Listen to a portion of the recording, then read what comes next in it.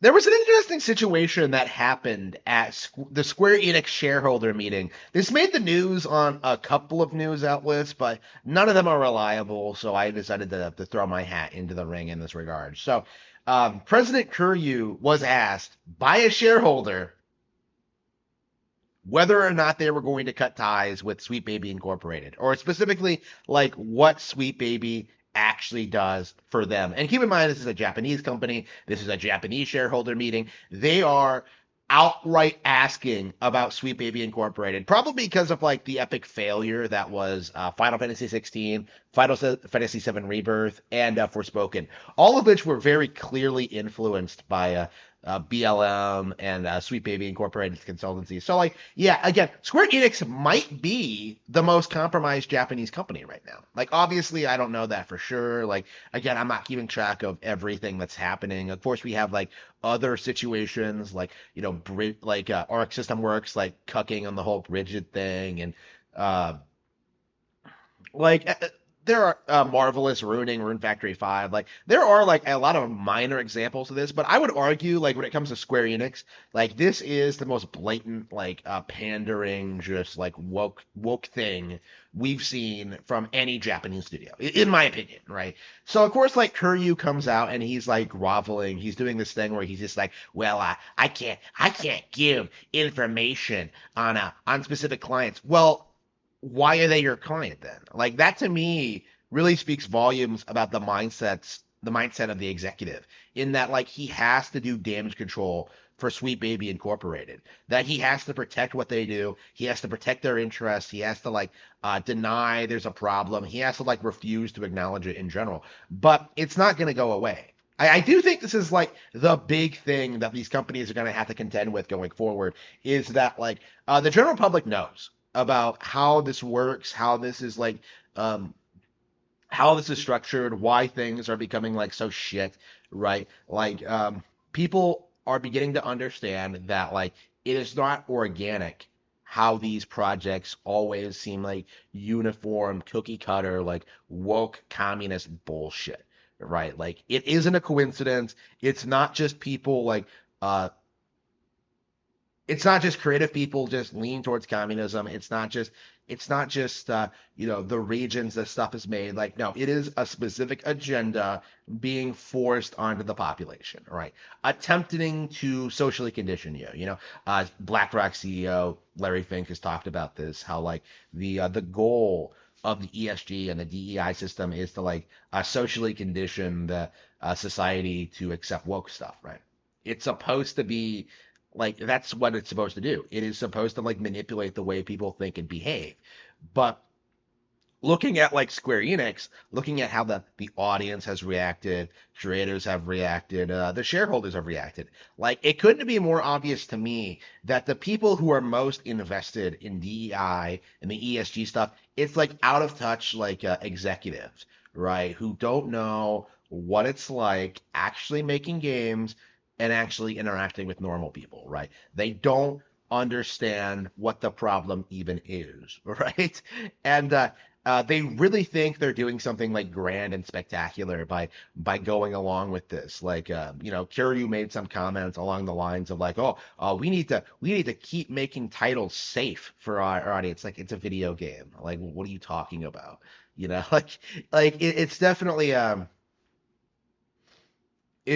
an interesting kind of mindset we're seeing here because we're clearly seeing some pushback from the shareholders from like the Japanese public, but we are definitely seeing like some elites, politicians, some executives like outright like coming down on this. Like yeah, like they are fighting to keep DEI, they are fighting to keep ESG, and I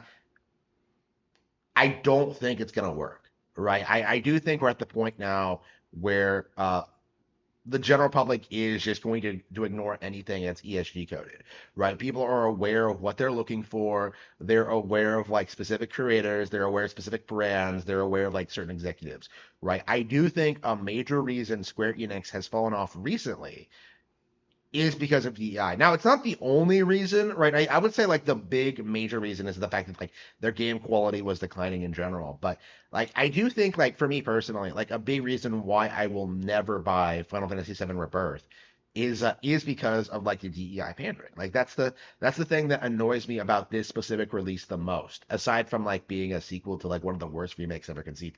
Like again, seeing how like the remake treats the setting in the world compared to the original game. It's very noticeable seeing all like the mixed race, like gay couples everywhere. It's like, come on, come on, bro. Like this needs to stop. It's embarrassing. So again, I think Square's in a bad position. I do.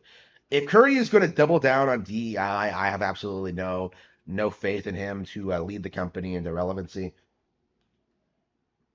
There will be no recovery. And honestly, like I was kind of thinking that already when like he made all those statements about like, oh, we're gonna release everything on multiplat, we're gonna release everything on every console, and yet somehow like Visions of Mana isn't coming out on Switch, right?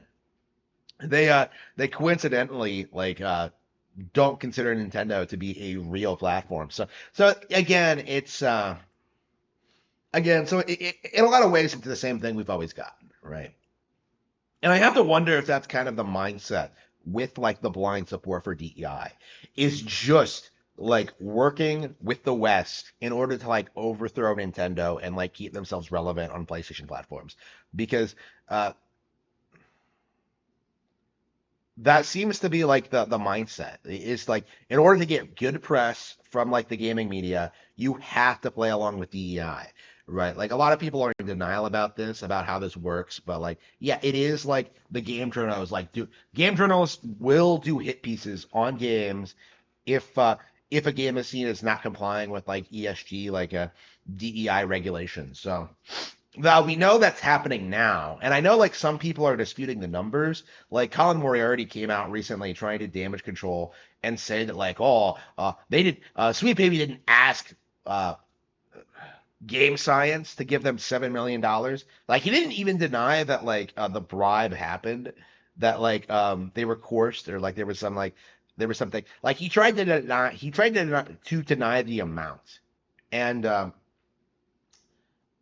again, it's just a code. Like when you're reaching that point, like it's just a code. It's going to escalate and get worse from here. And like I have to wonder, like if shareholders are just going to back out of Square Enix at a certain point, like they have to have some amount of control over the company, right? Like I don't think BlackRock is going to be able to like influence everything the way they have been doing when there's so much scrutiny around them, right? We talked about this like already, like a couple years back when like ESG was like killed, right? They did that specifically because like people were beginning to notice, right? That's what happened is that like they took ESG and they just like rebranded to DEI, and then that was supposed to be like the new standard you were supposed to follow, but then like people knew that like immediately. So like it was really easy for like the general public, people who were like invested in this, to follow along with it and like dispute DEI. So again, like in a lot of ways, nothing has changed, but I think it's clearly, I think it's very clear where like the culture is going. Like I really don't think that like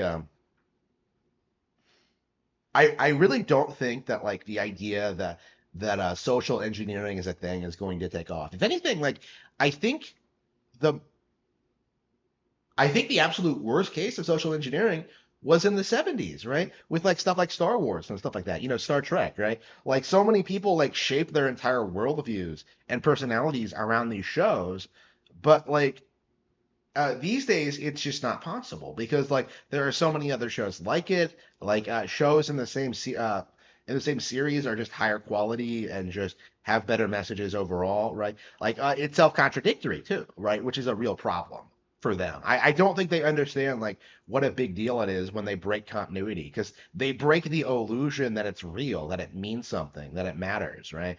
Like in a lot of ways, like I think um, they really want people to just go along with whatever the current thing is, but that's not always going to be possible. And I do think that's what everything is amounting to at this stage is that is that DEI is an absolute complete failure. I think the one thing we need to focus on now, I've been saying this for a while, like end discrimination of white men, right? That's the big thing I think that's going to kill like DEI. Because if you just stop with the nonsense that of hiring other groups of people other than like white men, all of this will end pretty quickly, I think.